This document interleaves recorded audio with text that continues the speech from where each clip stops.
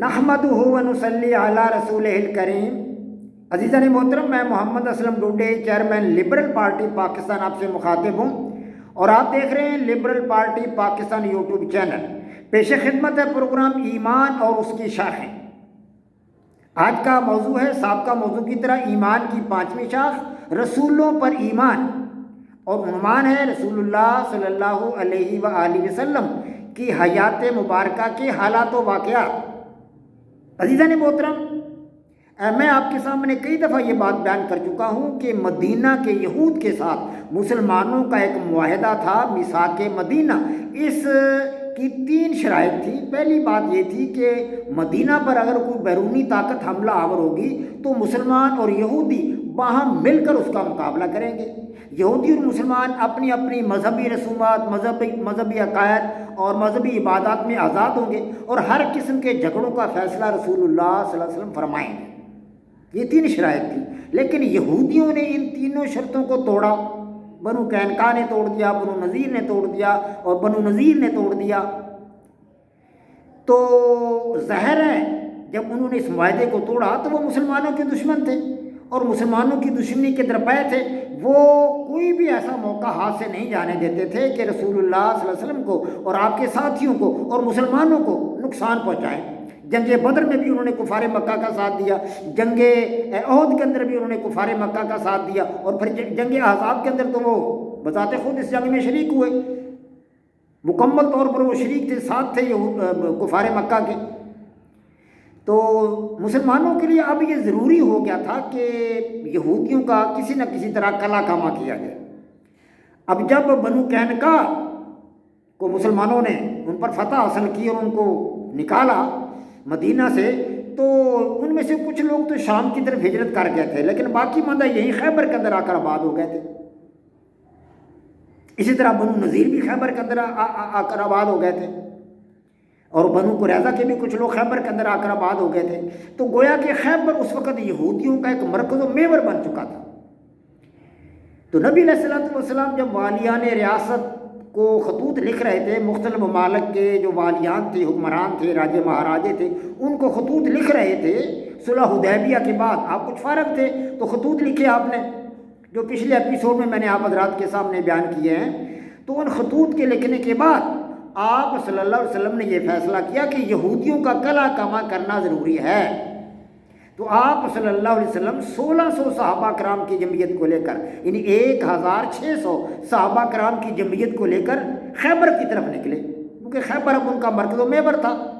وہاں پر ان کے بہت بڑے قلعے انہوں نے سوار کر رکھے تھے، جہاں ان کے اسلحہ بھی اکٹھا کر رکھا تھا، اور وہاں پر ان کے بڑے بڑے جنگجو بھی موجود تھے، لڑائی کرنے والے۔ تو خیبر کی طرف 1600 صحابہ کرام نبی علیہ الصلوۃ والسلام کی قیادت میں آگے نکلے۔ سب سے پہلے قلعہ نام فتح ہوا۔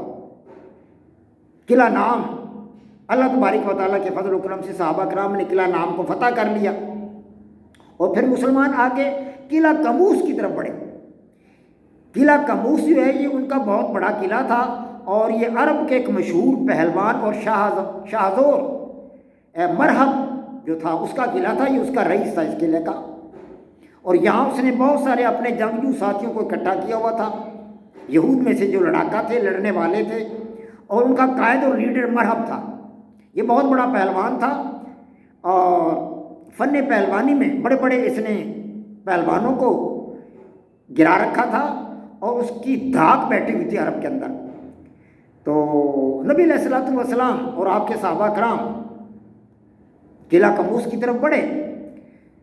تو نبی علیہ الصلوۃ والسلام نے حضرت علی کو ادھر ادھر تلاش کیا، تو حضرت علی کی آنکھیں دکھتی تھی۔ بتایا گیا کہ یا رسول اللہ صلی اللہ علیہ وسلم، حضرت علی کی آنکھیں دکھتی ہیں۔ تو نبی علیہ الصلوۃ والسلام نے ان کو بلایا، تو انہوں نے کہا یا رسول اللہ میری آنکھیں دکھتی ہیں۔ تو رسول اللہ صلی اللہ علیہ وسلم نے فرمایا کہ علی ادھر آؤ۔ علی قریب آئے تو نبی علیہ الصلوۃ والسلام نے اپنے دہن کا لعاب، یعنی لعاب دہن، اپنے منہ کا لعاب حضرت علی کی آنکھوں پہ لگایا۔ خدا کے فضل و کرم سے ان کی آنکھیں ٹھیک ہو گئی۔ اتنے میں جب آواز پڑی قلعہ قموس کی طرف سے، مرحب کا بھائی حارث میدان جنگ میں نکلا، تو حضرت علی رضی اللہ تعالیٰ عنہ مقابلہ میں نکلے۔ خدا کے فضل و کرم سے حضرت علی نے ایک ہی بار میں حارث کا کام تمام کر دیا اور حارث کو قتل کر دیا۔ یہ دیکھ کر یہودیوں کے قلعہ میں کوہرام مچ گیا اور مرہب خود میدان میں نکلا۔ اللہ کے نبی دعا گو تھے میدان جنگ میں مسلمانوں کی کامیابی کے لیے۔ حضرت علی رضی اللہ تعالیٰ عنہ پھر میدان میں نکلے اور مرہب کا مقابلہ کیا۔ خدا کے فضل و کرم سے حضرت علی نے مرہب کو بھی تنے تنہا دوزخ کی آگ میں پھینک دیا، جہنم واصل کر دیا، قتل کر دیا اسے بھی۔ تو کموس جو سب سے بڑا قلعہ تھا، جب یہ فتح ہو گیا تو مسلمانوں کے لیے باقی چھوٹے چھوٹے قلعوں کو فتح کرنا چندہ مشکل نہیں تھا، تو باقی قلعے ایک ایک کر کے فتح ہو گئے۔ خیبر کس جنگ میں 93 کے قریب یہودی مارے گئے، 93، اور مسلمانوں میں سے صرف 15 نے جام شہادت نوش کیا۔ یہودیوں کی زمینوں پر مسلمانوں نے قبضہ کر لیا اور ان کا سب کچھ مسلمانوں کے ہاتھ آ گیا۔ تو یہودیوں نے جب یہ دیکھا کہ مسلمان ہماری زمینوں پر قابض ہو گئے، ہماری ہر چیز پر قابض ہو گئے ہیں، تو انہوں نے نبی علیہ الصلوۃ والسلام کے سامنے درخواست کی کہ ہمیں زمینیں واپس کر دی جائیں، ہم اپنی زمینوں کا آدھا حصہ آپ کو ادا کر دیا کریں گے۔ تو نبی علیہ الصلوۃ والسلام نے ان کی اس درخواست کو قبول فرمایا اور زمینیں نصف پیداوار پر ان کے حوالے کر دی۔ وما علینا الا البلاغ۔ پاک فوج زندہ باد، پاکستان پائندہ باد۔